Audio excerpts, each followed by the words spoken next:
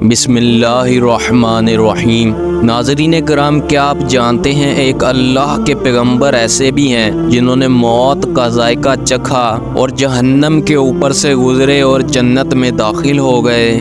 آپ ہی وہ پہلے پیغمبر ہیں جنہوں نے اس دنیا میں پہلی مرتبہ قلم سے لکھا۔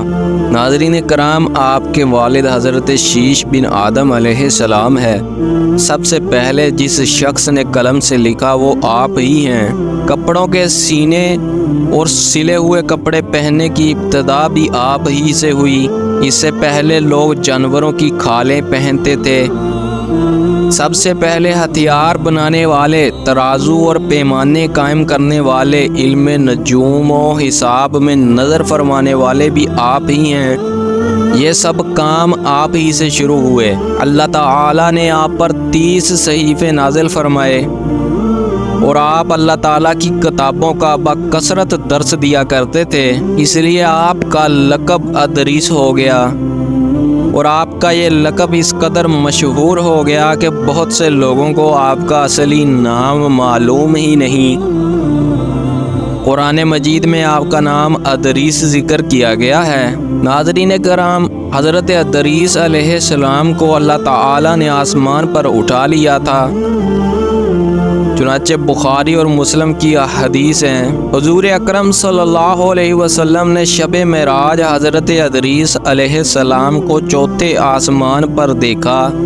ایک مرتبہ حضرت ادریس علیہ السلام نے ملک الموت سے فرمایا، میں موت کا ذائقہ چکھنا چاہتا ہوں، کیسا ہوتا ہے؟ تم میری روح قبض کر کے دکھاؤ۔ ناظرین کرام، ملک الموت نے اس حکم کی تعمیل کی اور روح قبض کر کے اسی وقت آپ کی طرف لوٹا دی اور آپ زندہ ہو گئے۔ پھر آپ نے فرمایا، اب مجھے جہنم دکھاؤ تاکہ خوف الہی زیادہ ہو۔ چنانچہ یہ بھی کیا گیا۔ آپ نے دروغہ جہنم سے فرمایا، دروازہ کھولو، میں اس دروازے سے گزرنا چاہتا ہوں۔ چنانچہ ایسا ہی کیا گیا، آپ اس پر سے گزرے۔ پھر آپ نے ملک الموت سے فرمایا، مجھے جنت دکھاؤ۔ وہ آپ کو جنت میں لے گیا۔ آپ دروازوں کو کھلوا کر جنت میں داخل ہوئے۔ ناظرین کرام، تھوڑی دیر انتظار کے بعد ملک الموت نے کہا، اب آپ اپنے مقام پر تشریف لے چلیے۔ آپ نے فرمایا، اب میں یہاں سے کہیں نہیں جاؤں گا۔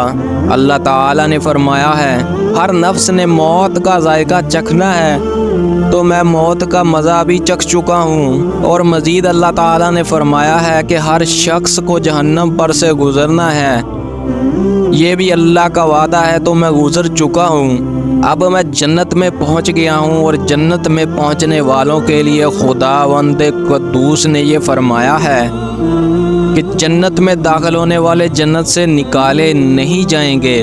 اب مجھے جنت سے چلنے کے لیے کیوں کہتے ہو؟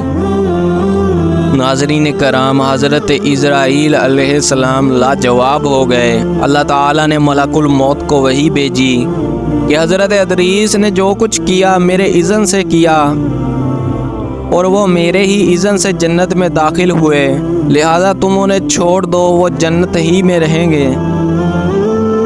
چنانچہ حضرت ادریس علیہ السلام آسمانوں کے اوپر جنت میں ہیں اور آج بھی زندہ ہیں۔ ناظرین کرام، حضرت ادریس علیہ السلام کے آسمانوں پر اٹھائے جانے اور ان کو ملنے والی نعمتوں کا مختصر احوال قرآن مجید میں یوں ذکر کیا گیا ہے، اور کتاب میں حضرت ادریس کو یاد کرو، بے شک وہ صدیق تھے جو غیب کی خبریں دیتے تھے، اور ہم نے انہیں بلند مقام آسمان پر اٹھا لیا۔ یہ وہ ہیں جن پر اللہ نے انعام فرمایا، اولاد آدم کے نبیوں میں سے۔ ناظرین کرام، اللہ تعالیٰ نے بے شک اپنے پیغمبروں کو بہت سے معجزات سے نوازا ہے۔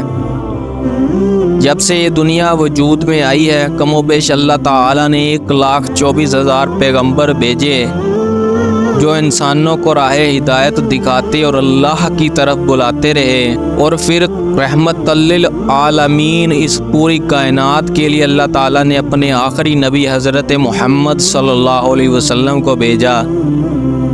کروڑوں اربوں درود و حضرت محمد صلی اللہ علیہ وسلم اور ان کی آل پر۔ ناظرین کرام، حضرت ادریس علیہ السلام کے واقعہ سے یہ سبق ملتا ہے کہ اللہ تعالیٰ کا رسولوں اور نبیوں پر کتنا بڑا فضل و کرم اور انعام و اکرام ہے۔ اس لیے ہر مسلمان کے لیے واجب الایمان اور لازم عمل ہے کہ خداوند کے رسولوں اور نبیوں کی تعظیم و تکریم اور ان کا ادب و احترام قائم رکھے اور ان کے ذکر جمیل سے خیر و برکت حاصل کرتا رہے۔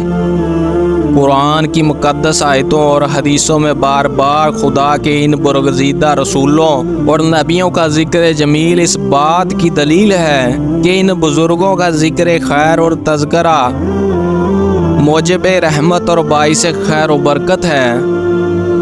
اللہ تعالیٰ سے دعا ہے وہ ہمیں دین اسلام پر چلنے کی توفیق عطا فرمائے۔